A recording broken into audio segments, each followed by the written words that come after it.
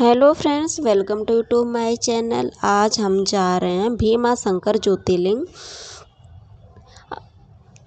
आप सबको मैं लेके चल रही हूँ एक अद्भुत और पवित्र यात्रा पर, जिसका नाम है भीमा शंकर मंदिर की तरफ के रास्ते। ये मंदिर 12 ज्योतिर्लिंगों में से एक है और इसकी तरफ का सफ़र भी उतना ही दिव्य है जितना मंदिर खुद है। चलिए आप भी मेरे साथ इस पवित्र रास्ते का अनुभव कीजिए। सफ़र की खूबसूरती बहुत ही अच्छी है। जब आप भीमा शंकर की तरफ बढ़ते हैं, सबसे पहले आपको यह महसूस होता है कि आप प्रकृति के बीच में चल रहे हैं। हरियाली से भरे पेड़ पौधे, पहाड़ी रास्ते और ठंडी हवा का एहसास सफ़र को और भी सुहाना बना देता है। रास्ते में छोटी छोटी नदियाँ और चश्मे भी मिलते हैं।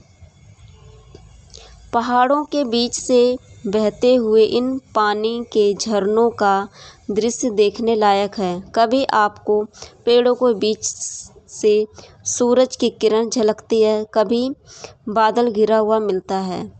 यहाँ की प्रकृति एक अलग ही अनुभव कराती है। शांति, सुकून और पवित्रता का एहसास हर तरफ फैला हुआ है। भीमा शंकर वन को वाइल्ड लाइफ सेंचुरी भी कहा जाता है, जिसमें अनेक प्रकार के पौधे और जानवर पाए जाते हैं। यात्रा के दौरान आपको ऐसा लगता है जैसे प्रकृति अपनी गोद में लेकर चल रही हो। हर मोड़ पर एक नया दृश्य मिलता है। कहीं गहरे घाटे, कहीं पहाड़ियों पर छाए बादल और कहीं छोटी छोटी बस्तियाँ।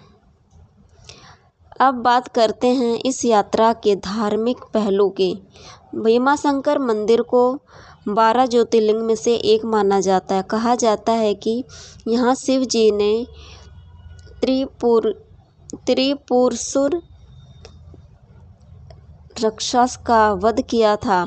उस लड़ाई में शिव जी ने शरीर से जो तेज निकला, उससे यहाँ भीमा नदी का जन्म हुआ। इसलिए इस स्थान के नाम को भीमा शंकर पड़ा। भक्तों का मानना है कि जो भी श्रद्धा और विश्वास के साथ यहाँ आता है, उसके सब पाप धुल जाते हैं और मनोकामना पूरी हो जाती है। जैसे जैसे हम ऊपर की तरफ बढ़ रहे हैं, रास्ते और भी अद्भुत होते जा रहे हैं। पहाड़ी रास्ते कहीं टेढ़े मेढ़े, कहीं सीधे चढ़ाई के रूप में मिलते हैं। आपको यात्रा में अनेक यात्री मिलेंगे जो भजन गाते हुए, ओम नमः शिवाय का जाप करते हुए मंदिर की तरफ जा रहे होते हैं।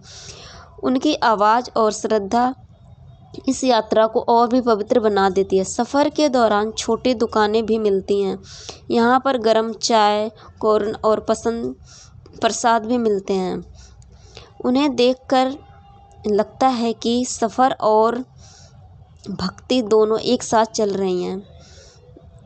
जैसे ही आप भीमा शंकर मंदिर के आसपास पहुँचते हैं, एक अलग ही आनंद का एहसास होता है। मंदिर पुरानी शैली में बना हुआ है और इसकी रचना देखकर ही भक्ति का भाव जाग उठता है। मंदिर के आसपास प्रकृति की खूबसूरती और मंदिर की घंटियों की आवाज़ दोनों मिलकर एक ऐसा माहौल बनाती हैं जहां सिर्फ शांति और भक्ति का अनुभव होता है। दोस्तों, भीमा शंकर की यात्रा सिर्फ एक सफ़र नहीं है, बल्कि एक ऐसी अनुभव यात्रा है जो आपकी दिल और आत्मा को एकदम शुद्ध कर देती है। यहाँ आकर लगता है जैसे हम भगवान शिव के और करीब हो गए हैं। आप भी जब कभी यहाँ आए तो सिर्फ मंदिर ही नहीं, इन रास्तों की खूबसूरती और प्रकृति का भी अनुभव ज़रूर करिए। आशा है कि आपको ये वीडियो पसंद आई होगी।